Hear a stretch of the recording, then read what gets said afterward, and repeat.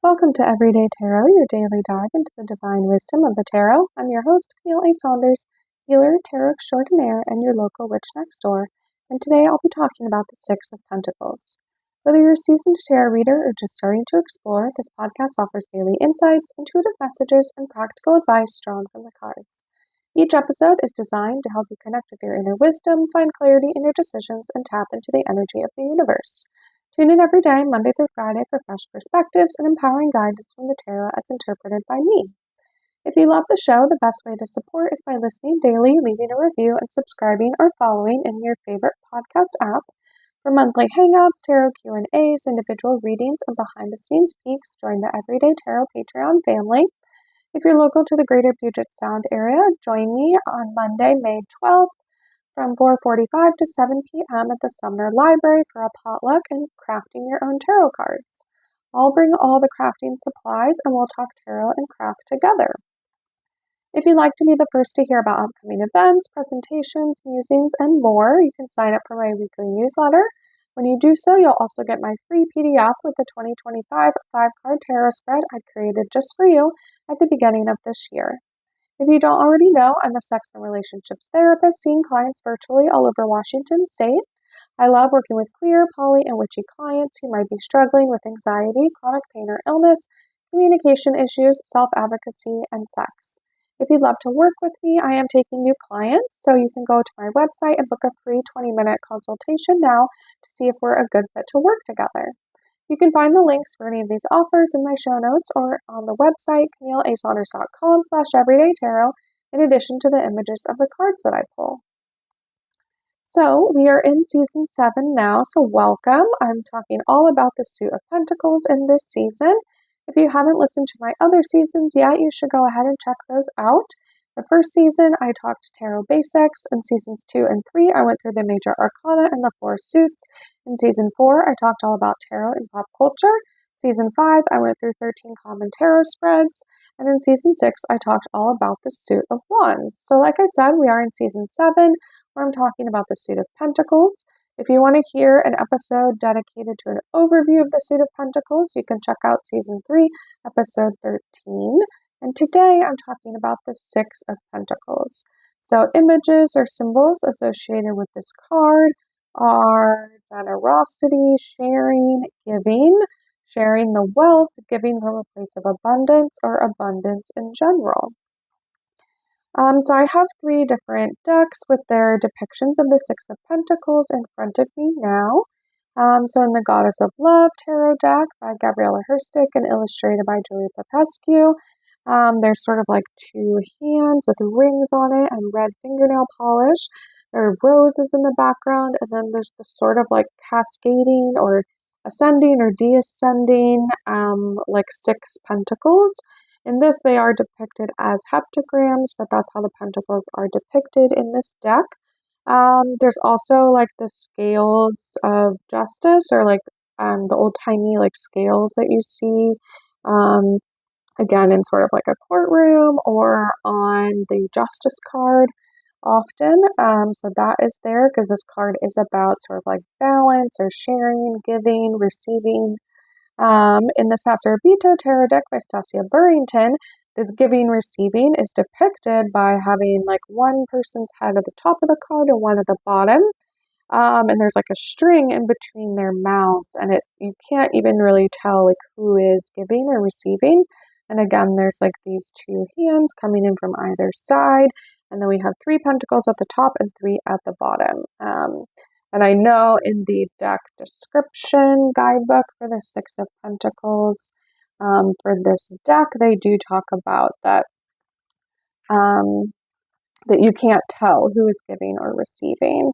An exchange of some kind takes place. It appears that some substance is being passed from one individual's mouth to the others. You will either receive or give something of great value. The black line symbolizes the gift, money, knowledge, assistance, or power. At first glance, it appears that the person on top is the giver and the person below the receiver, but is this really the case? Teachers learn from students, and this card is an invitation to question our assumptions about the appearance of balance. There is a subtle interplay between the giver and the taker. Who are you in the equation? Be generous with and open to receiving great gifts of wisdom, time, and energy. So I definitely feel that when I see this card, and that's a deck that was my first deck, so I'm very familiar with that card. And then in the Desert Illuminations deck by Lindsay D. Williams, the Six of Pentacles is depicted. I'm looking through my book here, but in this one, the pentacles are depicted as cactus, and so there are 6 different cactus buttons sort of throughout the card. Oh, here we go. Okay. The 6 of cactus, and we see like 2 cowboy. I guess the description of it talks about it. So it says 2 cowboys huddle around a campfire under a full moon and starlit sky. Suddenly, UFOs start to descend upon them, and a mysterious alien appears out of nowhere. This cosmic being presents magical cactus pieces for them to consume. Astonished, they accept this friendly gesture from the beyond to become awakened with knowledge as they proceed on the hero's journey through their desert. Generosity is reflected in this card by being the image of this mysterious being. The card is a reminder to act in a manner that serves your highest good by serving others in return. Our kindness to strangers and folks unlike ourselves is part of the human experience that comes from the highest vibrations. How can we all exercise more kindness to others in our lives? This card asks you to be kind to yourself. When you balance your energy by treating yourself with respect, dignity, and empathy, it naturally flows out from the heart center to others in your life. So it's also about sort of, right, allowing yourself to receive, or that by helping or being generous with other people, like there is something that we get in return, and that's okay. Like it doesn't have to be one-sided to be quote unquote good, I think is what's important to me with this card. So in the Library of Esoterica, Tarot book by Tashin, they talk about that this card is all about perspective and balance. The Six of Pentacles signifies shifts in power that result in balance and equilibrium, and reminds us that generosity is almost always reciprocated. Okay, so in the Tarot and Astrology book by Karine Kenner, the Six of Pentacles is associated with the moon and Taurus. The moon, like her counterpart, the High Priestess, is exalted in Taurus. When she visits the sign, she's an honored guest, and she brings housewarming gifts. Her presence explains the charitable giving shown in the card. The Golden Dawn designers of this card called the moon in Taurus the Lord of material success, because it depicts the blessings of comfort and security that the silvery moon bestows in Taurus, the sign of material and spiritual treasure. It's not often that we associate wealth with the silvery orb of reflection, but money, like the moon, often comes and goes in cycles. Income and expenses can ebb and flow like the tides. A silver coin in your hand can catch and reflect light like the moon, and money, even in theory, can be just as mesmerizing as the silent guardian of the night. Both money and the moon can symbolize the cyclical nature of life, passages and transitions, and nurturing feminine energy. In the Six of Pentacles, the benefactor with coins to share is a younger version of the Hierophant, showering her acolytes with blessings. The coins represent wisdom, clarity, or karmic reward. The scales of Libra, which are those like scales of justice that we see on the card, make an appearance in this card too, since Taurus and Libra are both ruled by Venus. In a tarot reading, the Six of Pentacles often represents prosperity, power, and influence, and the charitable giving that can stem from business success. This card can represent either the giver or the receiver. And it says the second decan of Taurus usually falls between May 1st and 10th, when the sun is between 10 and 20 degrees Taurus, which we are actually quite close to as I am recording this. This will come out right at the end of April. All right, so in the Fearless Tarot book by Elia Adam, How to Give a Positive Reading in Any Situation, they talk about that the Six of Pentacles is all about entertaining angels unaware. The Six of Pentacles represents compassion, generosity, and hospitality. It encapsulates acts of kindness and the concept of good karma. This card reminds you that the true quality of a person is not measured by how much they suck up to influential people of society. Instead, it is measured by how they treat people they stand to gain nothing from. When you show kindness and generosity you would probably gain nothing from, you may find that you walk away with a gift far greater. Sometimes the one who most needs to accept the kindness being offered is you. Are you forgetting to see the divine spark in the eyes of those around you? Do you have difficulty accepting help even when it's offered? Does making eye contact frighten you, causing you to avoid connecting with others? The rich merchant on this card has worked hard to escape the crushing poverty of his youth. So if you remember from the Five of Pentacles episode, that is that when you're stuck in that like poverty mindset or when you're in that survival mode. And so then as we move into the Six of Pentacles, right, like we're sort of moving away from that. But we're still like maybe, right, emotionally, traumatically, still quite close to that feeling of poverty or of like things that we experienced before that were very scary and that we are often trying to move quickly away from. So it says, you'll always remember what it was like. You have a lot to deal with of other poor people in survival mode. The merchant knows that he could have ended up just like the people society ignores. If he'd been born without certain privileges, had not had mentors, had gotten sick, had a disability, had made a wrong decision somewhere in the past, well then he might be begging for scraps too. By valuing the people pictured here, the merchant affirms their worth as human beings. This act validates the dignity of people who may feel they are not welcome. The merchant holds the scales. This shows that they see both sides. They also remember that many people showed them loyalty and kindness in his youth when he really did need a lot of things from others. These folks embodied qualities far more valuable than what can be found among the upper echelons. He learned the dignity of working and how to keep fighting to overcome obstacles. He sees value in people society might overlook. You see the merchant here handing out 4 coins to a beggar in need. 4 is the number associated with creating new, solid foundations. The merchant hands the coins to a beggar in a gesture of blessing that mirrors the Hierophant. This symbolizes there is a higher spiritual purpose to this act that transcends mere generosity. Yeah, I guess I want to say on this that this is sort of like a ableist view, I would say. At least this particular description of like, oh, a wealthy person giving to the sick or disabled, and that like those people might need things from others, but I would like to sort of reframe it as like we all need things from others. Humans don't work well in isolation. We get very in our head. We can become sort of selfish or self-absorbed, and also sort of very fearful or paranoid of other people. And that when we're able to work together, right, to both be able to learn how to give and receive, no matter what you have available to give or receive, that exchange is what this card is all about, right? It's about that even if you don't have money, maybe you have time to give.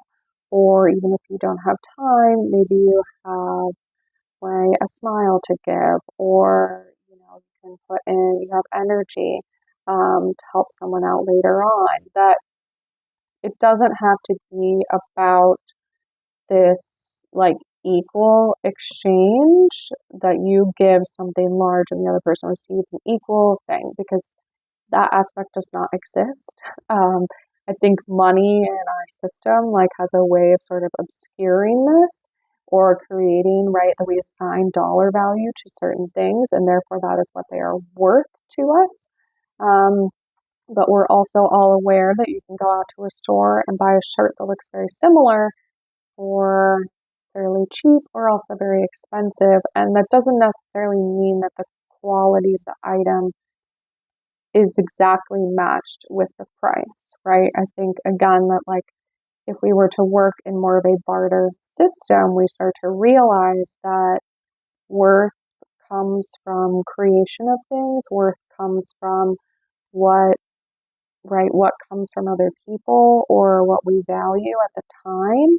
And even though something might be monetarily worth more in a moment, if you really need that thing and people are willing to share it with you or barter, that can be a way of sort of working around the system where we assign dollar amounts to specific things and that we're always trying to get things to cost less. I know also like in our current economy, it feels very challenging to feel like things that are exactly the same now cost more. I think that is part of this, like, um, is a part of our system that feels very challenging, and that when things increase in money, either over time or for various reasons, like tariffs, that it really like we have this part of ourself that is very like resistant to that, right? Because it's like, oh, but I used to think of that thing as worth this amount of money, and now it's somehow worth more, even though nothing seemingly has changed. In right, like the chickens are still laying the eggs.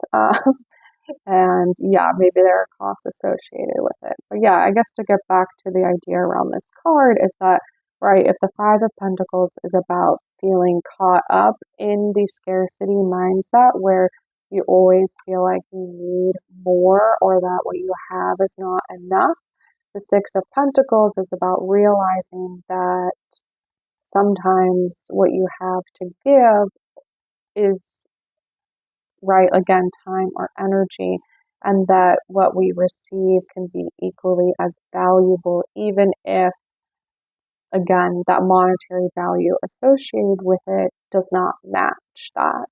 I think we all sort of inherently know this, but then because of capitalism, I would say, um, that puts that monetary value in front of us all the time, so much so that it like brainwashes us into believing that that is what is our things are worth. Um, and really, things are worth whatever people associate it with, right? Things are worth however much like someone is willing to give or receive for that amount.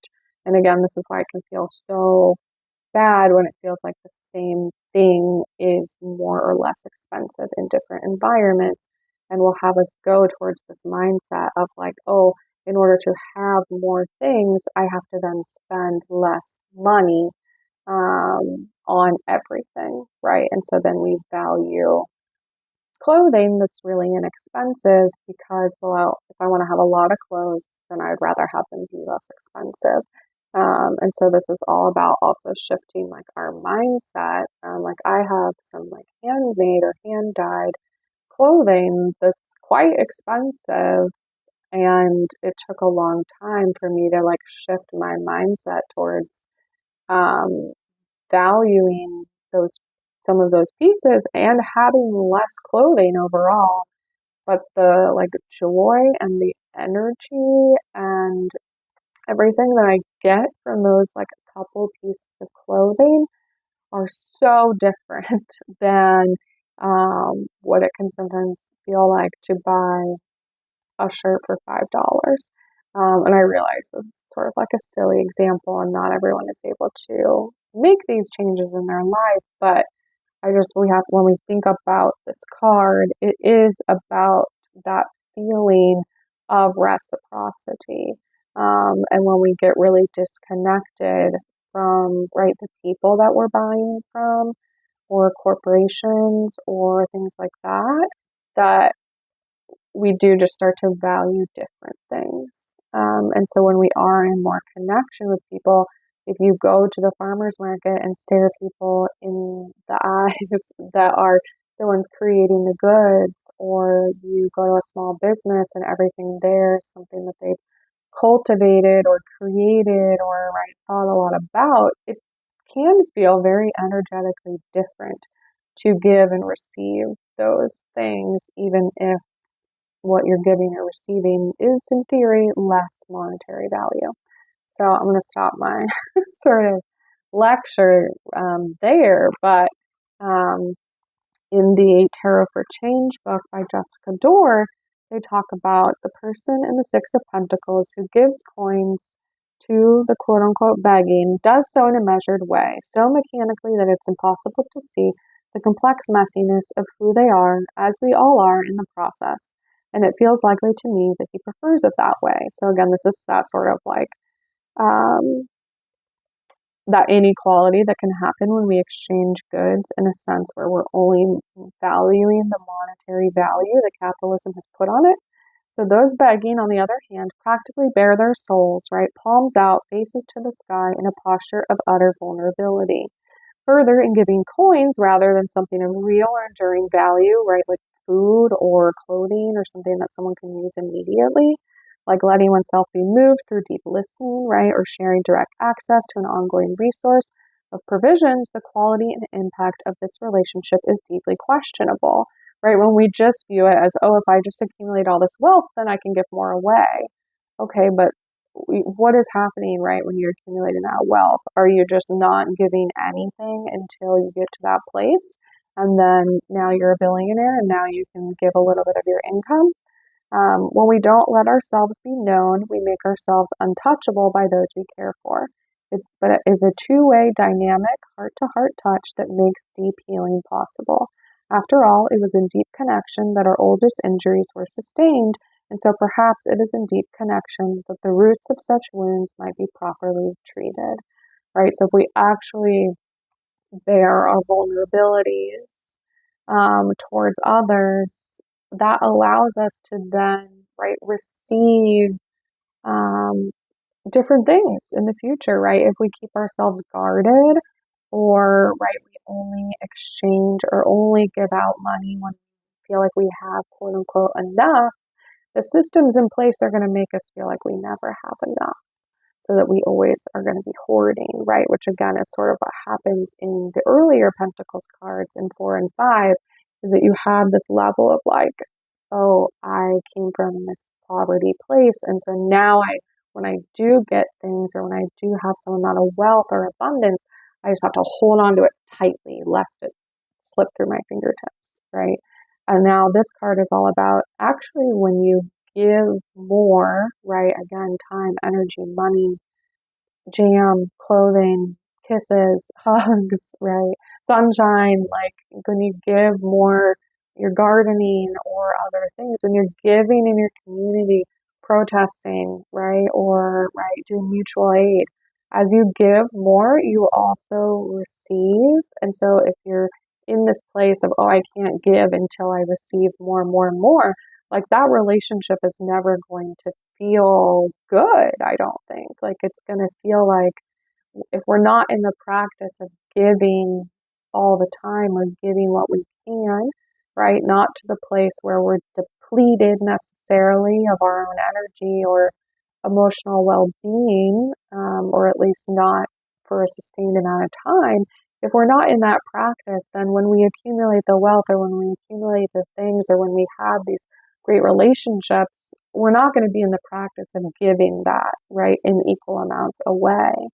I think that there's like research around that, like monetarily, folks will often give when they are less wealthy, they'll give a larger percent of their income. I think usually this is around tithing to the church, but that people will give like a larger percentage of their time, money, and energy when they have some available, because again, like those people are a little bit closer to remembering what it was like to not have those things and feel like they have to rely on other people, which again, this card is somewhat about.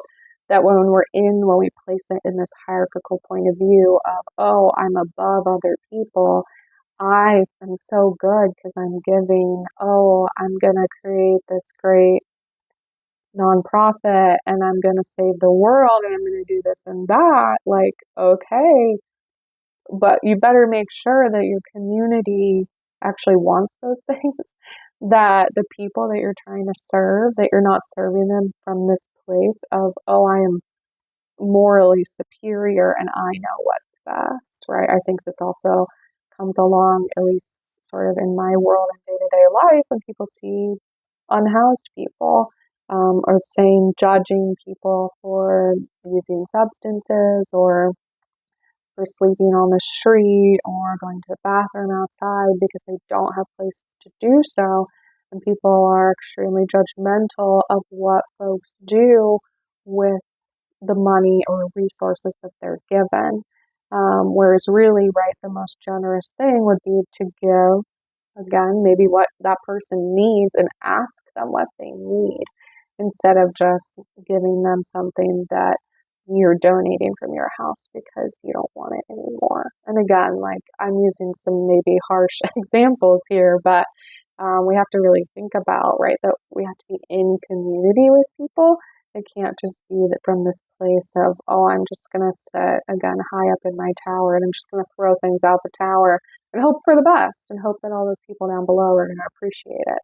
That's not really how it works. Or at least that's not how I want it to work, right? I don't think that that is actually helpful because then we just accumulate a lot of waste, right? If people don't actually need those things and yet here you are getting rid of them, they're just going to pile up, right? And then we're just going to, again, have this, we're going to take up more space, again, in my metaphor, on the ground, and we're just going to have like trash, right? Or we're just going to accumulate trash forevermore because no one actually needs those things and we're not actually asking people what they want. So yeah, I guess this is also a call to do mutual aid, right? To use more bartering systems, to ask communities if you want to help out, ask people what they need, and then try to meet that need, right? And without judgment. And think about what it would be like, or maybe you can remember what it would be like to have other people judge how you spend your money, right? We should all be able to have pleasures in life as well as our basic needs met. It's not really a fair world in which we hold those things away from people or even their basic needs because we feel like, oh, I don't have enough, so I don't need to give that. Okay, I'll step off my high horse here. So let's dive in and see what the cards have to say today on this apparently now lengthy topic that I'm talking about. So I'm going to be pulling cards again from my Citadel deck, a fantasy oracle by Fern Inkwright. It is an oracle deck, so not tarot, although it does sort of have suits within it. And yeah, we're going to be thinking about how do we, right, give and receive in this way. How do we break apart from the normalcy of capitalism or patriarchy where we think that there is a hierarchical system and that is the way it should be? How do we receive, right, from others, even from ourselves, and take time to do so and not give too much away, whether, again, that be time or energy, emotional well-being, because that is also a part of this, right, is that you can also give too much and then you have nothing left for yourself. And again, I'm thinking more about like mental well-being or right when we reach burnout, where capitalism likes to make us give a lot, right, at our jobs or to just live in the United States, to have healthcare, things like that. Whereas a lot of those things, in my opinion, are basic human rights that everyone should have access to, and that what is the point of having a state system, a governmental system, if it's not going to take care of its citizens? Okay, so let's pull a card on this topic. How can we give and receive? How can we think about and embrace this sort of karmic experience that we have on this earth? How do we give from a place of abundance and receive equally from that place and not give too much of ourselves at any one point? I pulled the Shepherd, which it says is about celebration and family. Let's see. So the Shepherd is part of the crowd. So if you've been listening to my other past couple episodes, so this deck sort of has suits, sort of. So the Citadel is supposed to be this idea that it's like a bunch of people in different groups in a city. And so in the outer ring of the citadel is home to the crowd, hardworking people who understand the value of a day's toil and the importance of family, either found or given. Those who live here are farmers, bakers, laborers, and craftsmen, community-minded people who create the solid foundations upon which others can grow. So that is sort of like the suit that we're in right now. And the shepherd, it says, on a gentle grassy rise just beyond the citadel, white spotted goats bleat and graze. The sun bathes the hills in warmth, heavy-headed dandelions and lazily, and all is peaceful. From under a shady tree, the shepherd watches their flock, the bell at the end of their crook ringing out over the slopes. It's a simple life, but the shepherd knows how to celebrate the pleasure of loving and loving well. As is a leader and parental figure, they ensure that their flock doesn't go astray, no matter the weather or the direction. It's time for you to look at your own relationships, family or otherwise, and reach out to them. Just as the shepherd guides their flock, don't be afraid to take the leading hand where it's needed. Someone else needs to step up, and right now, that's you. So again, this is the shepherd, which is all about celebration and family, which feels very, again, in line with my recent rant. Which is that, right, like we can have family, we can have chosen family, we can take care of those that are important to us, that are in our community, and that just as a shepherd would sort of, right, in the most generous way, guide its flock and feel responsible for where, right, the goats or the sheep's safety, and making sure that they have access, right, to food and water, and also have some pleasure, and also feel safe, and make sure that, right, that they're comfortable and safe at night, in those ways. That this is like good leadership is also what this card is saying, right? That like, that we can celebrate, right, being in community and also being this leader or parental figure, that you ensure that, right, everyone that you care about is being taken care of.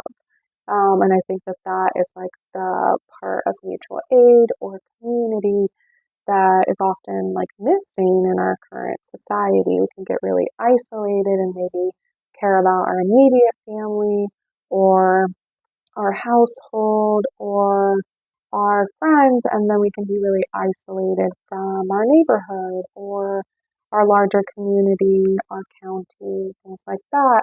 And so this card is telling us, right, to, right, think about everyone in your community as, right, that they're part of this flock, that you're all part of the same flock, and that, right, in the way that livestock do, like, they protect each other, right? If you just have one sheep out in a field, it's a lot more vulnerable than when you have a large group of them, because they can move together. Sheep, there's always one that's on alert, so they'll be sort of on guard, looking for others. And again, like in the same way that you would like take turns guarding your community, right? It's a lot easier if you don't have to do it 24/7. So there's also this aspect of, right, you get to receive rest because other people are helping take care of the flock when you're sleeping or when you're eating or whatever you're doing, so that we don't have to be on call or hyper vigilant or on guard all the time, because that is also very exhausting. And I think that's where a lot of people are right now. And I would say, like, to no fault of their own. Again, our society is sort of, at least in my opinion, in the US, is sort of guided that way to isolate us, to have very specific ideas of family, legal protections, and stuff like that, and that it's a lot harder to have a larger community, especially as a lot of people move away from organized religion, which was for a long time a way of having community. I don't think it needs to be the way of having community, but meeting regularly, having similar values, and being able to have discourse and work together and take care of each other is really important. So links for the tarot decks I talk about will always be in the show notes and on my website if you'd like to look at them or purchase them. And thanks for joining me today on Everyday Tarot. It's a longer one today. So just as a reminder, the podcast comes out daily, Monday through Friday for all of 2025. All right, see you soon. Bye-bye.